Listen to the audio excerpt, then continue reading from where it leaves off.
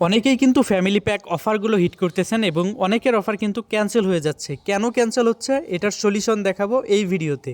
তো আপনারা যে নাম্বারে ফ্যামিলি প্যাক অফার অ্যাক্টিভ করতে চান, জাস্ট সেই নাম্বারটা আপনার মাইরবি অ্যাপসে লগ ইন করে নেবেন। জাস্ট সেই নাম্বারটা, অন্য কোনো নাম্বার যদি লগ ইন থাকে সেটা লগ আউট করে লগ ইন করে নেবেন, কখনোই সেকেন্ডারি অ্যাকাউন্ট হিসাবে লগ ইন করবেন না। তারপর নিচের দিকে দেখতে পারবেন মাই ফ্যামিলি নামের একটা অপশন আছে, এখানে ক্লিক করে দিবেন। তারপর উপরের দিকে দেখতে পারবেন প্যারেন্ট অ্যাকাউন্ট, তার পাশে ডিলেট আইকন, তো এখানে ক্লিক করে দিবেন ডিলেট বাটনে। তারপর নিশ্চিত করুনে ক্লিক করবেন। ক্লিক করলেই কিন্তু আপনার প্যারেন্ট আইডিটা পূর্বের যে নাম্বার থেকে অফারটা নিয়েছিলেন সেটা ডিলেট হয়ে যাবে। আবার মাই ফ্যামিলিতে যদি আমরা ক্লিক করি, এরকম একটা পেজ কিন্তু আমরা দেখতে পারবো। তার মানে আমাদের এই নাম্বারে এখন অফার অ্যাক্টিভ হবে। এখন এখানে আরও কিছু কন্ডিশন আছে, সেটা হচ্ছে আপনার ব্যালেন্সের মেয়াদটা দেখে নেবেন।